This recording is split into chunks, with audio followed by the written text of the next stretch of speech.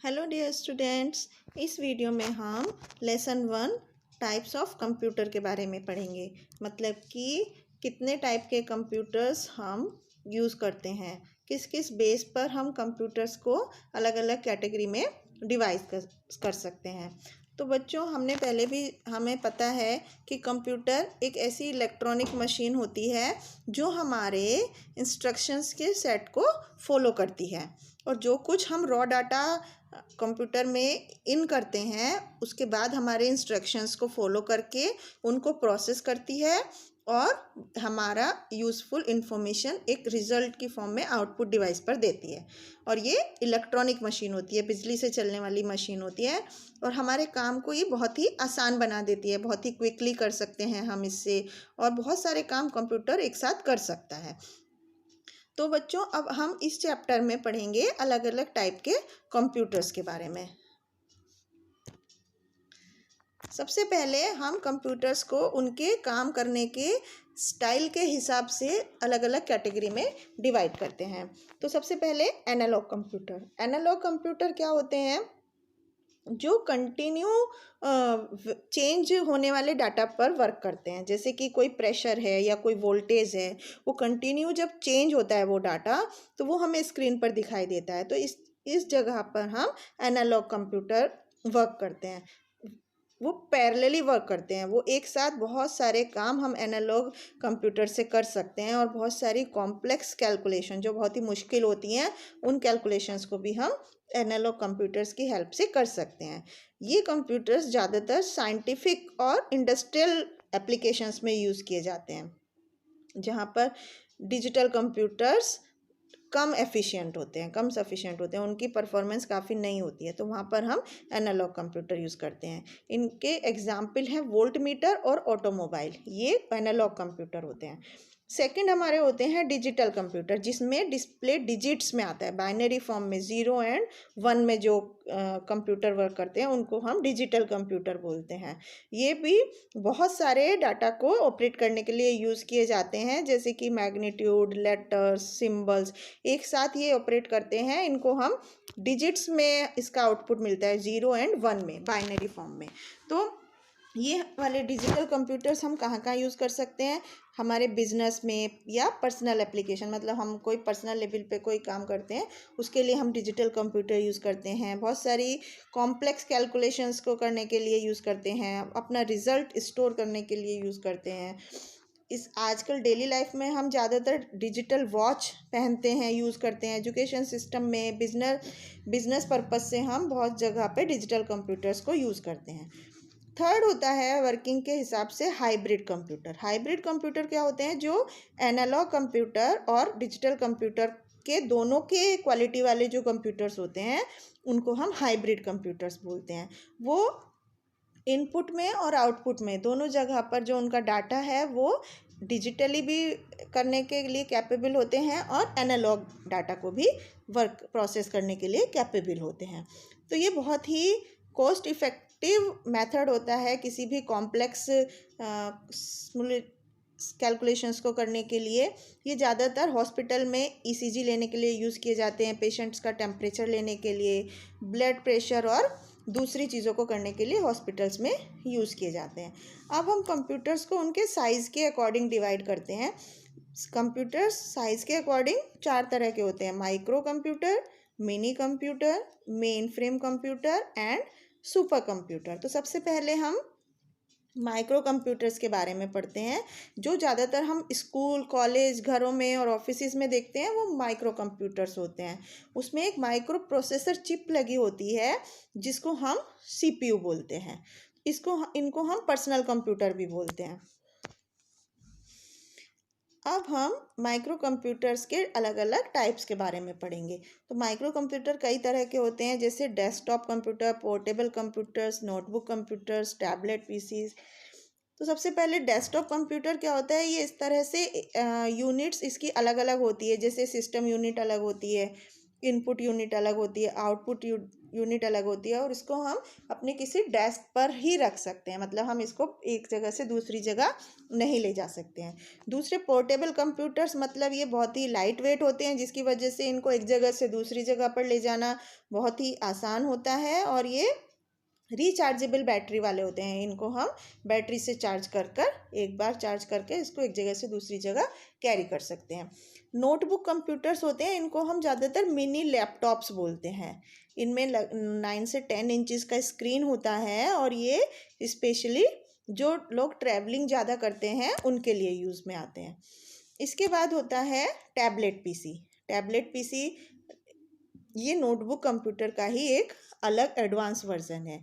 इसमें हम स्क्रीन को टच करके वर्क करते हैं। ये नोट्स बनाने के लिए बहुत ज़्यादा यूज़ किया जाता है। जैसे जहाँ पर हम कंप्यूटर्स यूज़ नहीं कर सकते हैं, स्टैंडर्ड नोटबुक कंप्यूटर नहीं यूज़ कर सकते हैं, वहाँ पर हम टैबलेट पीसीज को यूज़ करते हैं। तो ये पिक्चर देखने के लिए हम यूज़ कर सकते हैं, वीडियो देखने के लिए, म्यूज़िक सुनने के लिए, जो ई बुक्स आती हैं आजकल इंटरनेट पर जो बुक्स होती हैं, और मैसेजेस ईमेल्स को रिसीव करने के लिए, भेजने के लिए हम इनको अलग अलग जगह पर अलग अलग तरीके से यूज़ कर सकते हैं। तीसरा होता है palm top computer. Palm top computer क्या होते हैं? जो हमारे पाम मतलब हैंड, हथेली, जो हमारे हाथ की हथेली में ही फिट हो जाते हैं, उनको हम पाम टॉप कंप्यूटर्स बोलते हैं। इसका एक ड्रॉबैक है, एक इसमें फॉल्ट है कि बहुत जल्दी हीट अप हो जाते हैं, बहुत जल्दी गर्म हो जाते हैं। तो इनमें बहुत छोटी छोटी बैटरीज लगी होती हैं। नेक्स्ट हमारा है PDA. PDA means personal digital assistant. ये एक ऐसी डिवाइस है जो कि हाथ में ही रखी जाती है, और ये किस किस चीज़ का कॉम्बिनेशन है? इसमें हम कंप्यूटर का भी कर सकते हैं काम, टेलीफोन या फैक्स भी कर सकते हैं, और नेटवर्किंग के भी फीचर्स को इसमें यूज़ कर सकते हैं। ये सब काम हम एक पीडीए मशीन से कर सकते हैं। ये एक सेलुलर फ़ोन की तरह काम करती है, एक फैक्स सेंडर की तरह भी, और एक पर्सनल ऑर्गेनाइज़र। तो इस तरह से ये मल्टीटास्किंग एक मशीन है। इसके बाद नेक्स्ट होता है एम्बेडेड कंप्यूटर्स। एम्बेडेड कंप्यूटर्स क्या होता है?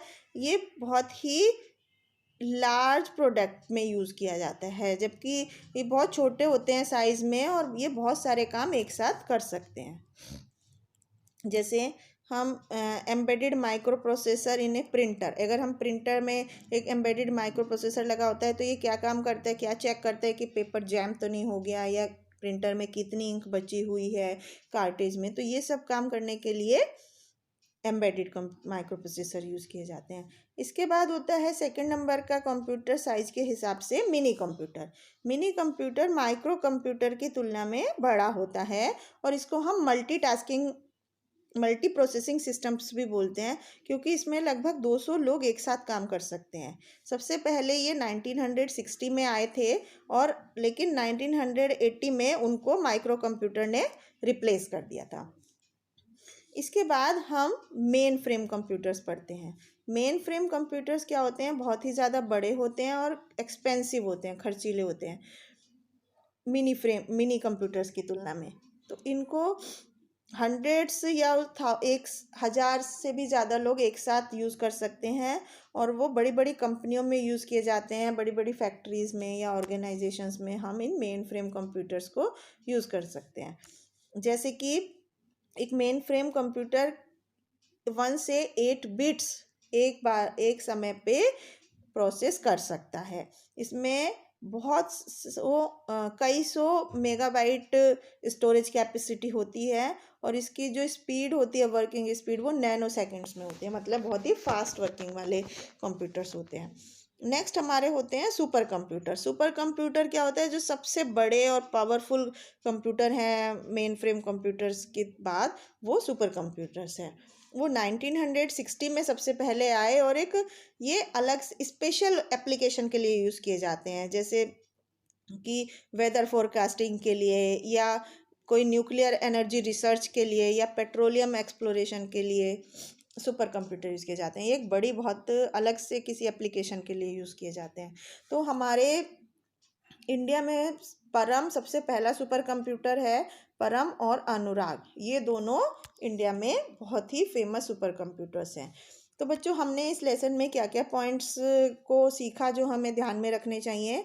सबसे पहले, कंप्यूटर एक ऐसी इलेक्ट्रॉनिक मशीन है जो कि हमारे इंस्ट्रक्शंस के सेट को फॉलो करती है, इंस्ट्रक्शंस को फॉलो करके वर्क करती है, हमें रिजल्ट देती है।